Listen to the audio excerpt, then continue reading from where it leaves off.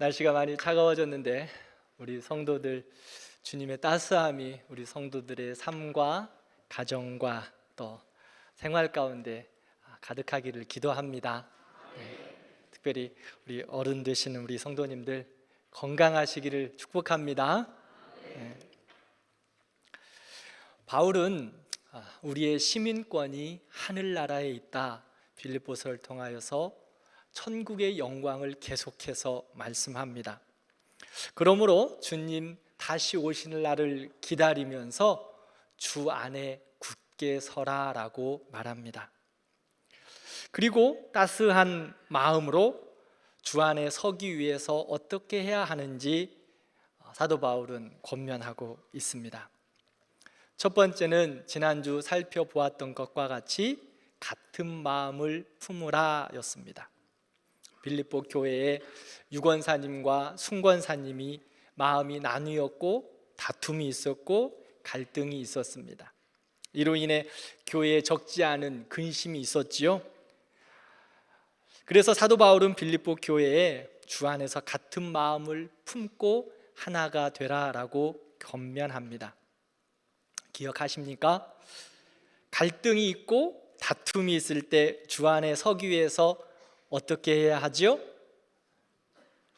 5 빼기 3은 2 기억하십니까? 전혀 처음 들어본 것 같은 모습으로 저를 바라보시면 제가 오늘 당황해서 설교를 어떻게 해야 될까 싶어요. 2 더하기 2는 4를 기억해야 합니다. 4 더하기 4는 8을 기억해야 합니다. 이해하고 사랑하고 용납해야 합니다. 같은 마음을 품고 서로를 이해하고 도와야 합니다. 이것이 바로 예수 그리스도의 마음이다. 그 같은 마음을 품기 위하여 겸손으로 허리를 동이고 서로를 위하여 축복하라라고 말합니다. 그런데 그것이 쉽지 않으니 십자가를 더욱 붙들어라, 예수 그리스도 더욱 사랑하고 같은 마음을 품자라고 권면했습니다. 오늘은 주 안에 굳게 서기 위한 두 번째 권면과 세 번째 권면을 말씀하겠습니다. 두 번째, 주 안에 굳게 서기 위해서는 항상 기뻐해야 합니다. 4절 말씀을 함께 읽겠습니다. 주 안에서 항상 기뻐하라. 내가 다시 말하노니 기뻐하라. 아멘. 빌립보서에서 가장 반복되는 명령, 그것은 기뻐하라입니다. 4절에는 기뻐하라는 말 앞에 항상이라는 단어가 붙어 있습니다. 그리고 다시 말하노니 라고 반복하면서 기뻐하라라고 권면합니다. 우리가 믿음 생활하면서 주님과 함께하는 기쁨의 생활 얼마나 중요한지 모릅니다. 하나님의 자녀들이 기쁨을 놓치면 주 안에 서 있는 것이 흔들리게 됩니다. 그리고 주 안에 서 있는 것이 흔들리면 또한 기쁨을 잃어버립니다. 그러기에 사도 바울은 빌립보 교회에 하나님의 백성들에게 주 안에 서 있기 위하여 기뻐하라, 기뻐하며 주 안에 서 있으라 라고 권면하고 있습니다. 이것은 주 안에 기뻐하는 것은 명령으로 말하고 있습니다. 우리가 그러면 기뻐할 수 있는 이유가 무엇일까요? 첫 번째는 하나님이 우리를 구원해 주셨기 때문에 기뻐할 수 있습니다. 우리는 죄로 말미암아 기쁨을 잃어버렸습니다. 그런데 하나님이 우리를 사랑하시고 우리를 위하여 당신의 아들 예수 그리스도를 이 땅에 보내주셨습니다. 십자가로 우리의 모든 죄악을 용서하시고 구원하셨습니다. 모든 죄와 불의에서 우리를 깨끗하게 하셨습니다. 그리고 우리를 그리스도 예수 안에 있는 하나님의 사랑에서 끊을 수 없다 강력하게 선포하셨습니다. 우리를 예수 안에서 구원하시고 하나님이 세상 끝날까지 붙드시겠다고 말씀합니다. 요한복음 16장 22절 말씀을 보면 십자가로 얻은 구원의 기쁨을 제자들이 맛보았습니다. 그 제자들에게 예수님께서 말씀합니다. 너희 마음에 기쁨을 빼앗을 자가 없다. 구원의 기쁨, 하나님으로 인하여 우리에게 허락하여 주셨습니다. 그 구원의 기쁨을 어느 누구도 빼앗을 자가 없다라고 말입니다. 십자가의 은혜로 얻은 기쁨, 하나님의 사랑 안에 있는 기쁨으로 날마다 충만한 기쁨이 우리 성도들에게 가득하기를 기도합니다. 두 번째로는 임마누엘의 기쁨입니다. 하나님이 우리와 함께 하시는 기쁨이죠. 마태복음 1장을 보면 요셉이 정혼했을 때 마리아가 인심을 했어요. 지금은 결혼하기 전에 임신을 하면 혼수라고 이야기하는데 믿음을 가진 우리에게는 예나 지금이나 그것은 다르지 않습니다. 하여튼 요셉이 마리아 데려오는 것을 무서워했습니다. 당시 사회적인 분위기나 통념상 그랬던 것입니다. 그런데 하나님께서 요셉의 꿈에 나타나셔서 예수님은 성령으로 잉태되었고 마리아가 아들을 낳으면 그의 이름을 임마누엘 이렇게 정해 주셨습니다. 임마누엘의 뜻이 무엇일까요? 그렇습니다. 하나님이 우리와 함께 계시다.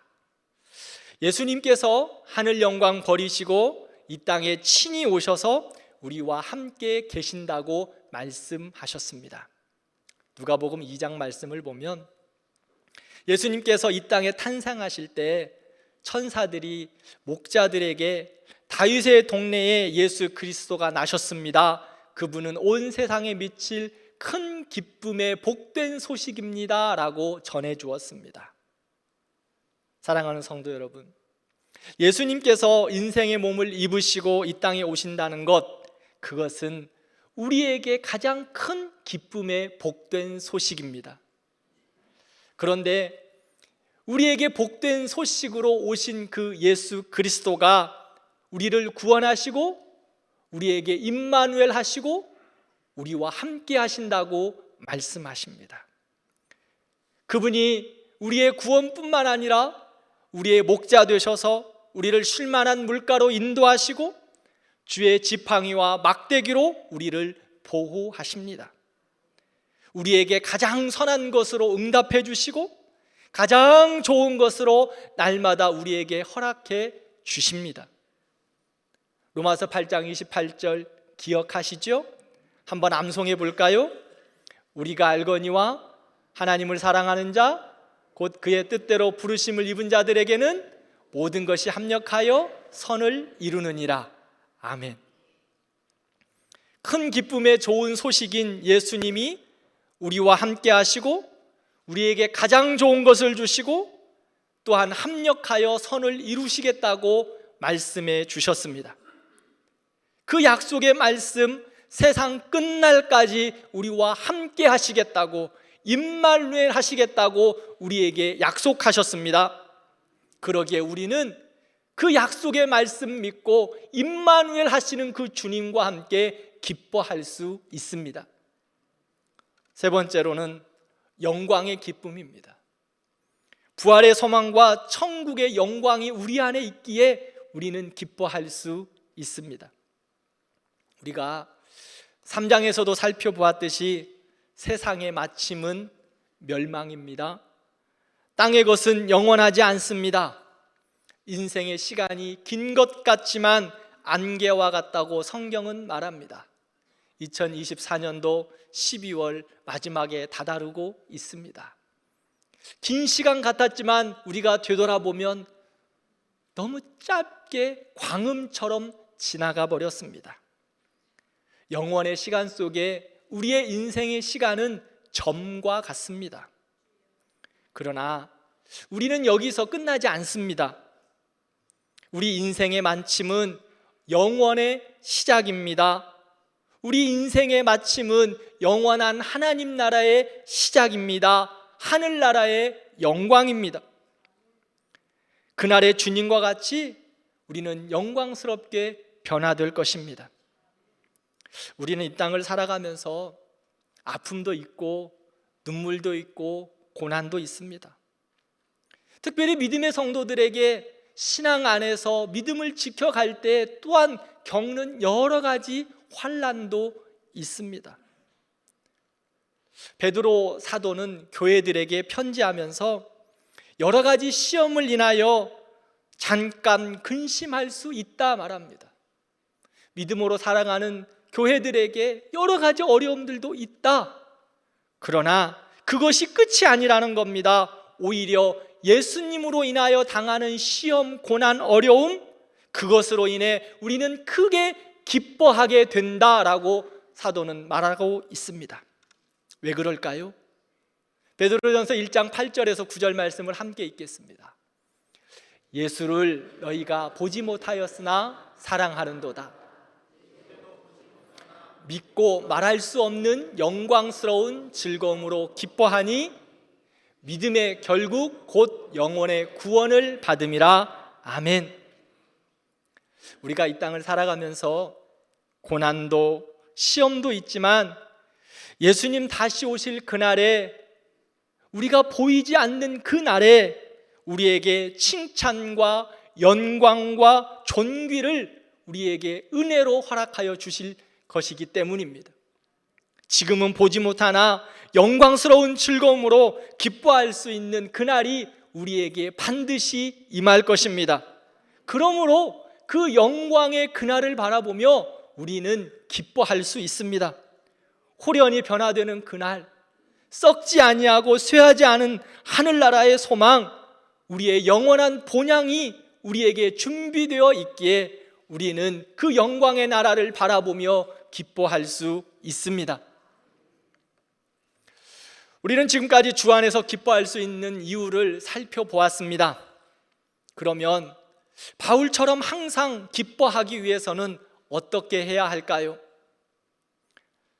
주 안에서 기뻐할 수 있는 그 기쁨을 선택해야 합니다. 가만히 예수 믿는 것만으로 우리에게 기쁨이 넘치지 않습니다. 왜냐하면 사단이 우리가 예수님께서 우리에게 베풀어 주신 구원의 기쁨, 예수님과 함께하는 임마누엘의 기쁨, 예수님과 같이 변화될 영광의 기쁨, 그 기쁨을 우리가 가지지 못하도록 방해할 것이기 때문입니다. 아니, 우리에게 있는 그 기쁨을 사단은 순간순간 빼앗아 갈 것입니다. 우리에게 기쁨은 그냥 찾아오는 것이 아닙니다. 그러기에 바울은 빌립보 교회를 향하여 기뻐하라고 명령합니다. 이 명령은요, 선택하는 겁니다. 너희들 가만히 있으면 기뻐할 수 없어. 그러므로 주 안에서 기뻐해라. 이 명령은 기쁨을 선택해라, 그 말씀이에요. 그것은 우리에게 기쁨의 이유 되신 예수님을 선택하라는 겁니다. 그러므로 우리는 예수를 선택해야 하고 기쁨의 이유 되신 예수님을 붙잡아야 하고 우리에게 주시는 그 기쁨의 일들을 선택하고 믿음으로 나아가야 합니다. 우리가 살아가는 이 땅은요, 불평하고 원망하고 답답하고 힘들어하는 것이 우리의 일상입니다.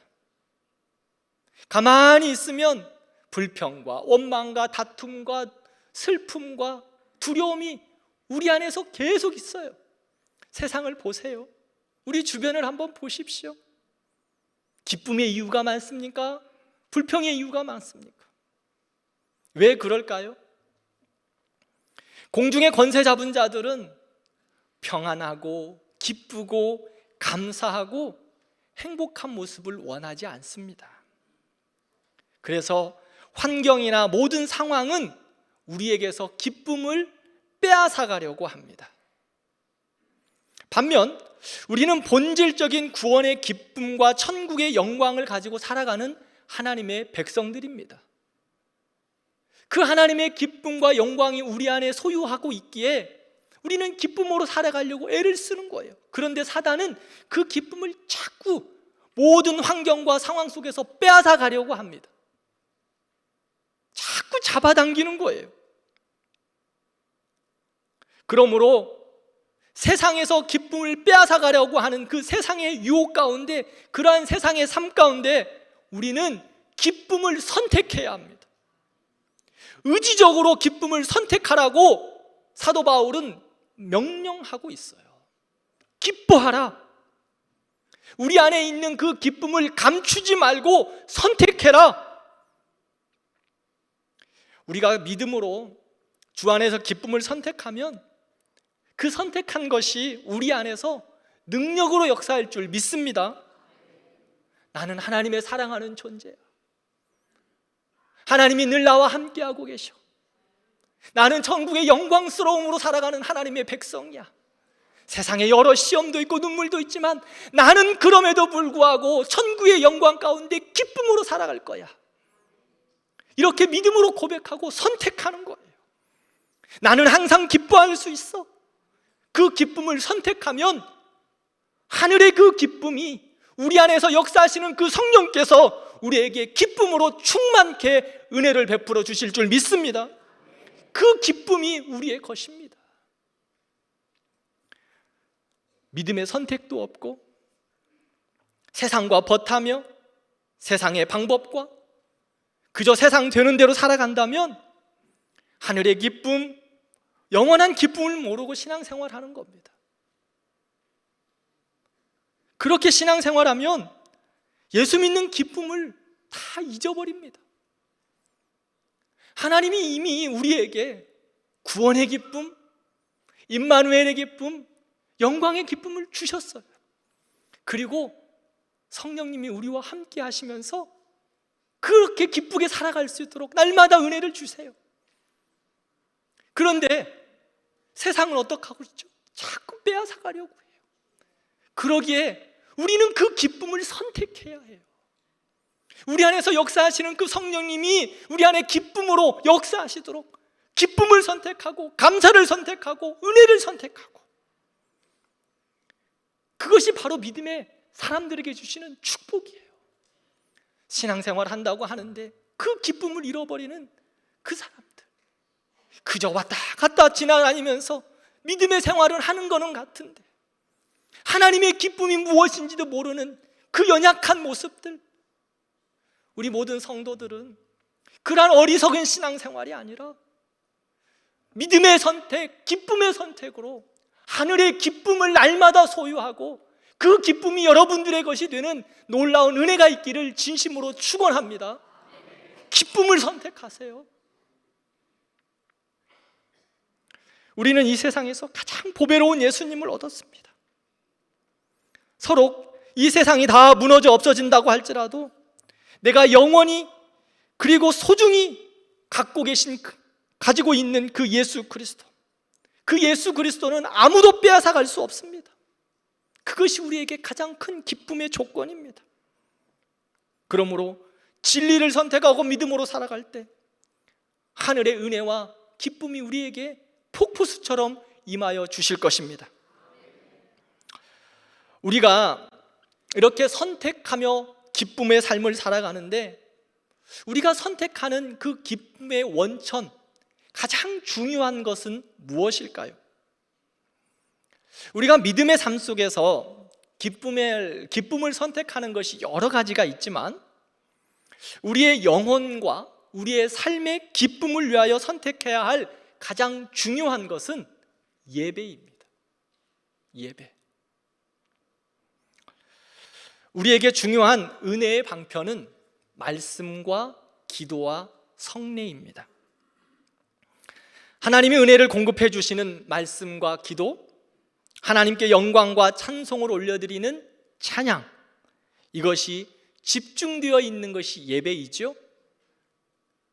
그래서 그 예배를 통하여 하늘로부터 기름 부어 주시기 때문에 우리에게 예배를 통하여 하나님은 기쁨이 충만하게 하십니다. 헬라어로 은혜라는 단어, 그리고 기쁨이라는 단어, 감사라는 단어는 한 단어에서 시작하고 있습니다. 헬라어로 카르라는 단어인데 이 단어에서 은혜, 기쁨, 감사가 출발합니다. 은혜를 받을 때 기쁨이 넘치는 거예요. 기쁨이 넘칠 때 하나님의 은혜의 풍성함을 또 다시 누리는 거예요. 반면 은혜가 없으면 기쁨을 잃어버립니다. 예배를 통하여 하나님의 은혜를 받아야 우리는 영혼의 기쁨을 누리고 삶에 있어서도 기쁨을 누릴 수 있습니다. 사랑하는 성도 여러분, 우리 모든 대광교회 성도들은 날마다 예배의 기쁨을 누리는 복된 성도들 되기를 축원합니다. 그러기 위해서 예배가 성공해야 합니다. 예배가 자신에게 있어서 살아있어야 합니다. 우리의 삶 가운데 예배를 성공해야 기쁨이 있고 감사가 있습니다. 날마다 우리는 예배합니다. 그리고 특별히 공동체 주일 함께 예배를 드립니다. 이 공동체의 예배가 하나님 앞에 올려드릴 때 각자의 심령들은 내가 하나님 앞에서 1대1로 예배하는 겁니다. 예배의 전체의 삶 속에서 예배하는 각자의 예배라는 거예요. 그러므로 우리가 예배를 바르게 드리기 위해서 우리는 준비해야 합니다. 우리의 시간도 준비해야 하고요, 우리의 마음도 준비해야 하고 우리의 삶도 예배를 위해서 준비해야 합니다. 우리의 마음, 시간, 정성 가장 좋은 것으로 선택해서 예배해야 합니다. 예배는 하나님께서 우리에게 공급해 주신 은혜의 통로입니다. 예배는 하나님께서 우리에게 부어주시는 기쁨의 통로예요. 영혼의 기쁨뿐만 아니라 삶의 기쁨의 통로가 바로 예배라는 거예요. 그래서 예배는 우리에게 성공해야 돼요. 그래서 여러분들 예배를 준비하시라고 진심으로 권면합니다. 예배의 주인은 내가 아니라 우리 하나님이십니다. 그러므로 우리는 예배할 때 온 마음과 정성과 힘을 다하여 하나님을 예배하는 겁니다. 이 시간 우리 자신의 예배를 한번 돌아보시기를 바랍니다. 내가 예배의 주인이 되어서 나의 필요와 나의 시간과 나의 형편에 맞추어서 내가 예배하고 있지는 않는지, 하나님이 예배 받으시기에 합당한 하나님이신데 내가 내 마음대로 예배를 선택하고 있는 것은 아닌지, 나의 형편에 맞춰서 내가 예배를 보는 것은 아닌지 우리가 돌아봐야 할 것입니다. 우리는 예배를 보는 관람자가 아니에요. 하나님 앞에 전심으로 예배를 드리는 사람들이고, 하나님이 우리의 예배를 보시고 받으시는 거예요. 그러므로 우리는 예배를 대충 드리면 안 돼요. 대충 때우는 식으로 예배를 드리면 안 된다는 겁니다. 전심으로 예배를 드릴 때 우리의 영혼과 삶이 하늘의 기쁨으로 넘쳐나기에 우리는 예배를 선택하고 마음과 정성과 힘을 다하여 예배해야 합니다. 예배를 드릴 때 가장 좋은 것을 선택하시는 우리 성도들 되기를 축원합니다. 그러기 위해서 우리의 마음도 준비하셔야 합니다. 예배를 위하여 우리의 시간도 준비하셔야 합니다. 예배를 위하여 우리의 정성도 준비하셔야 합니다. 예배를 위하여 우리의 물질도 하나님 앞에 구별되이 준비하셔야 합니다. 왜요? 예배를 통하여 하늘의 기쁨이 우리에게 임하기에 우리가 그 예배를 향하여 전심으로 드려야 하는 거예요. 그래야 하늘의 기쁨이 우리의 것이 되는 거죠. 가장 좋은 것으로 선택해서 하나님을 예배하고 준비하는 우리 성도들이 되기를 진심으로 축원합니다. 토요일 날 아침에 교회 주보가 홈페이지에 다 업로드 됩니다. 사랑하는 성도 여러분, 예배를 준비하시기 위해서 주일의 말씀의 본문은 무엇일까? 우리가 드리는 하나님 앞에 드리는 찬양은 무엇일까? 그 주보를 보면서 예배를 준비하시는 우리 성도들이 되기를 기도합니다.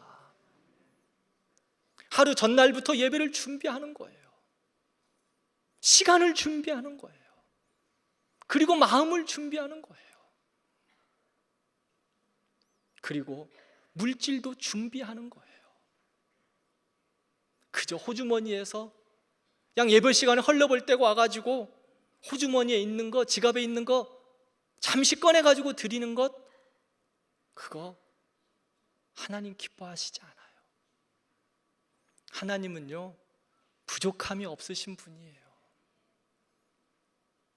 하나님은 온 우주의 주인 되세요. 시간과 마음과 물질과 정성 다 구별하여 하나님께 드리는 그 드림을 하나님이 기뻐 받으세요.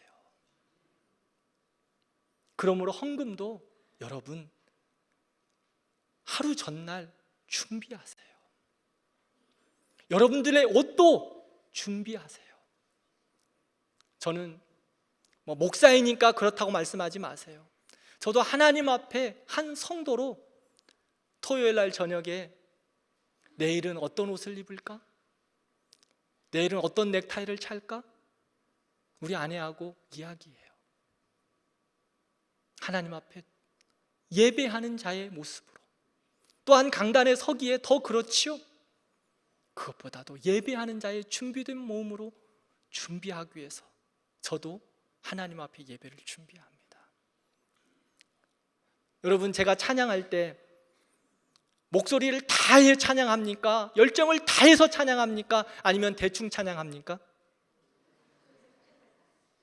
열정을 다해서 찬양합니다. 주일날 저녁 때 집에 들어가면 목이 다 샙니다. 우리 다은이가 맨날 이야기해요. 그렇게 노래하니까 목이 다 맨날 새지. 근데 제가 그렇게 이야기해요. 나는 하나님 앞에서 힘을 다하여 나 찬양하는 거야. 때가 되면 다 썩어 죽어 쓰러질 인생, 우리의 육신의 몸, 하나님을 향하여 전심으로 예배하는 거예요. 저도 폼 잡고 그냥 찬양 천천히 이렇게 할 수 있습니다. 근데 저는 그게 하나님 앞에 예배드리는 자의 모습이 아니라고 생각해요. 우리 어른들 때로는 그렇게 하실 수 있어요. 연약함 때문에. 그러나 여러분들의 기본적인 본 마음과 준비는 나의 온 정성을 다하여 예배하는 거예요. 온 힘을 다하여 예배하는 거예요. 목이 터져라 예배하는 거예요. 내 온 머리끝에서부터 발끝까지 내 온 몸을 다 들여서 예배하는 거예요. 그게 예배예요.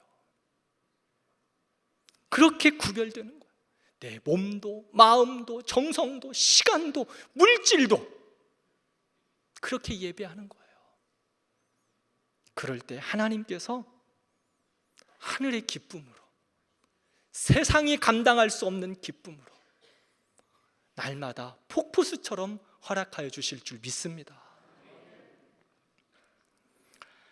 세 번째, 주 안에 굳게 서기 위해서는 너희 관용을 모든 사람에게 알게 하라라고 말씀합니다.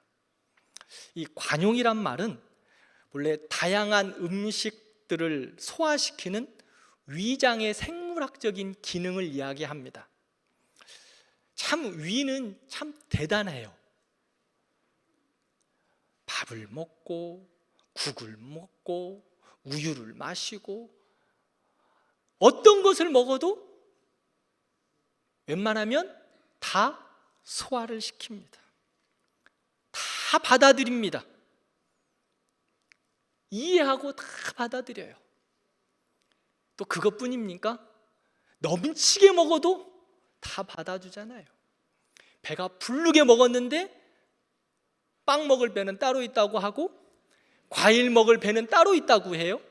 근데 이 위가 따로 위가 하나 또 있나요? 밥 먹을 위, 빵 먹을 위, 과일 먹을 위가 따로 있는 게 아니죠? 그 위 안에 다 들어오는데 위는 다 소화시켜요. 다 받아줘요. 넓은 마음, 넉넉한 마음, 긍휼히 여기는 마음, 다 소화시켜주는 마음, 이게 바로 관용입니다. 다른 말로 하면 불쌍히 여김이라고 볼 수 있습니다. 이런 관용을 하나님께서 우리를 향하여 주신 그러한 마음이라고 성경은 이야기합니다. 하나님과 우리는 어울릴 수 없는 존재입니다. 하나님은 빛이시고 우리는 죄인이잖아요. 그래서 성경은 이렇게 이야기합니다. 우리는 하나님과 원수가 되었다. 하나님께서 우리를 품어주시고 이해해 주시고 용납해 주실 하나의 근거도 우리에게 없다는 거예요. 그럼에도 불구하고 하나님이 우리를 불쌍히 여기셔서 우리를 관용해 주셔서 인자와 긍휼로 관을 씌워 주셨다고 성경은 말합니다. 우리의 허물을, 우리의 죄악을 허물대로 갚지 않으시고 법대로 우리를 다루지 않으셨습니다. 우리를 어떻게 다루셨죠? 사랑으로, 관용으로 안으시고 품어주셨습니다. 그래서 복음서를 보면 긍휼히 여겼다, 불쌍히 여겼다, 이 관용이라는 그 말씀들이 나오는 것이 한 16번 정도가 나오는데 한 번을 제외하고는 예수님께서 긍휼히 여기심에 기적을 베풀어 주시는 것을 볼 수 있습니다. 사랑하는 성도 여러분, 긍휼이 있는 곳에 살리고 치유하고 회복케 하고 새롭게 하시는 기적이 있는 줄 믿습니다. 그러므로 우리는 관용해야 합니다. 우리도 긍휼을 베풀어야 합니다. 그렇게 말씀하시면서 우리에게 이렇게 살라고 말씀하셨어요. 마태복음 5장 7절 말씀을 함께 읽겠습니다. 긍휼히 여기는 자는 긍휼히 여김을 받을 것이미요. 아멘. 주님께서 우리를 긍휼히 여겨주셨어요. 그 안에 우리에게 기적을 허락하여 주셨습니다. 구원의 기쁨, 생명을 누리는 기적을 우리에게 허락하여 주셨죠. 그러므로 우리도 긍휼히 여기라고 말씀합니다. 이 긍휼히 여기고 관용을 베푼다는 이 단어를, 이 주님의 마음을 우리의 삶 속에서 어떤 것이 있을까 제가 한번 곰곰이 생각해 봤어요. 무엇이 있을까? 예수님께서 우리에게 베풀어 주신 관용을 비할 수는 없지만 가장 가까운 모습은 무엇일까 생각해 보니 할아버지와 할머니, 그리고 그 할아버지와 할머니와의 손주와의 관계의 모습인 것 같아요. 저희 아이들이 어렸을 때 할아버지의 집에 가면 신이 납니다. 그래서 할아버지 집에 가면 조금 오버할 때가 많았어요. 그러면 제가 우리 아이들을 붙잡고 혼을 냅니다. 근데 아버지께서 그럴 때마다 꼭 말씀하십니다. 애들은 잘못한 거 없다. 혼내지 마라. 야, 착하고 예쁜데 왜 그러니? 저한테 늘 그러시는 거예요. 이 말을 들은 우리 다은이하고 상윤이는 슬금슬금 저에게서 빠져나가 할아버지와 할머니에게로 갑니다. 할아버지와 할머니가 아빠보다 힘이 세다는 것을 너무 잘 아는 거죠. 저는요, 저희 아버지에게 참 많이 혼났습니다. 지금 돌아보면 혼날 것도 아닌데 혼난 것 같아요. 맞기도 많이 맞았습니다. 벽장에 우리 아버지가 저를 가두어 놓기도 하셨어요. 뭘 그렇게 잘못했는지. 그런데요, 다은이와 상윤이에게는 그러는 게 아니야 라고 말씀하시는 거예요. 저를 키울 때는 그렇게 때리시면서 가르치시는 거고, 손주들을 향하여서는 그러는 게 아니야 그러시는 거예요. 할아버지의 넉넉함, 할머니의 따스함, 바로 우리가 느낄 수 있는 관용 아닐까요? 다 품어주는 마음, 사랑해주는 마음. 우리는 저희 아이들이 할머니의 품에서 행복한 것처럼 이미 하나님이 우리에게 베풀어 주신 관용으로 용서받고 오늘 또 행복하게 살아갑니다. 그러므로 우리도 관용해야 합니다. 우리 교회와 성도들이 서로에게 관용하기를 진심으로 기도합니다. 그곳에 기적이 있습니다. 관용하는 그 자리에 하나님의 역사가 있습니다. 관용이 넘치는 우리 교회에 날마다 기적과 치유와 회복과 감사가 넘치기를 기도합니다. 교회마다 온세대 연합 예배니 성탄 예배, 또 송구 영신 예배 이렇게 드릴 때, 특별 예배를 드릴 때 부서의 성도들이 기도나 성경 봉독 같은 순서를 맡아서 예배를 진행합니다. 그런데요, 우리 교회 말고 어떤 교회는 왜 저 사람을 기도에 세웠어? 왜 저 사람이 성경 봉독해? 예배의 영광은 강고덥고 온통 사람에 집중되어 있습니다. 누구를 세우면 어떻습니까? 그분이 필요하니 하나님이 그곳 가운데 세우지 않으셨을까요? 혹 그렇지 않더라도 하나님의 사람들은 관용해야 하는 것 아닐까요? 하나의 예를 들었을 뿐입니다. 우리 교회는 그렇지 않습니다. 그렇죠? 아멘이라고 크게 대답하세요. 이럴 때는 우리 교회는 관용하기 때문이에요. 혹이나 저도 이런 염려들을 가지고 있어요. 그래서 시험 들지 않기 위해서 가능하면 각 기관의 대표들을 세우려고 합니다. 그런데 그렇지 않은 분들도 있습니다. 왜 세웠을까요? 담임 목사가 그분들을 편애해서 세웠을까요? 대광교회 담임 목사를 그렇게 유치하게 만들지 마시기 바랍니다. 대광교회 목사의 수준은 여러분들이 만드시는 거예요. 만약에 제가 어떤 분을 편애한다? 그렇다면 저는 그분을 절대 세우지 않아요. 저는 그 정도의 센스가 제가 있어요. 몰라서 그랬을까요? 아무 생각 없이 세우지 않습니다. 누군가를 순서자로 세웠을 때 기도하고 신중하게 세웁니다. 왜냐하면 혹시 그 세워진 자를 통하여서 그 가정에 복음이 좀 전해졌으면, 누군가를 세웠을 때 그 세움을 통하여서 그 가정이 좀 믿음으로 회복될 수 있으면 그런 마음을 가지고 기도하면서 세우는 거예요.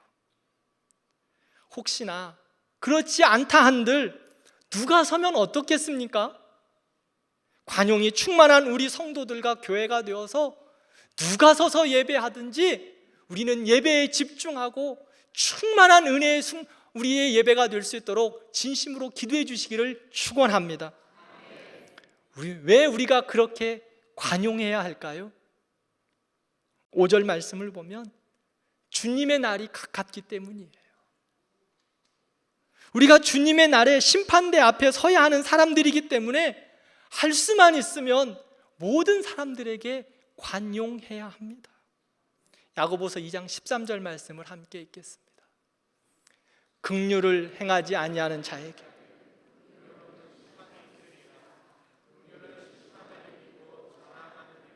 아멘. 우리가 하나님 앞에 섰을 때 우리는 주님의 자비와 관용을 기대하면서 서게 됩니다. 그런데 긍휼을 행하지 않는 자, 긍휼 없는 심판이 있다고 말씀합니다. 만약에 긍휼 없이 법대로 하면 주님의 심판을 견딜 수 있는 사람은 아무도 없습니다. 우리가 심판을 이기는 것은 하나님의 긍휼하심 때문입니다. 그러므로 우리도 긍휼해야 합니다. 우리 안에 관용이 넘쳐나야 합니다.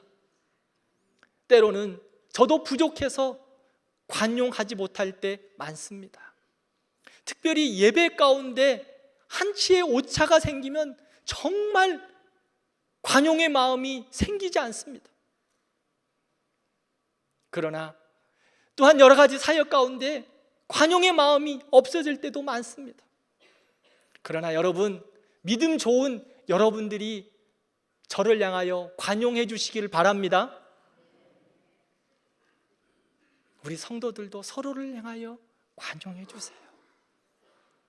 그래야 하나님 앞에 섰을 때 우리가 하나님 앞에 그 긍휼하심의 은혜로 자랑할 수 있다고 말씀하고 있습니다. 말씀을 맺겠습니다. 사도 바울은 시험 많은 세상 속에서 성도들 향하여 주 안에 서라라고 말씀합니다. 개인뿐 아니라 공동체가 주 안에 굳게 서라. 그러기 위하여 같은 마음을 품으라. 주 안에 항상 기뻐하라. 주님과 함께 관용해라 라고 말씀합니다.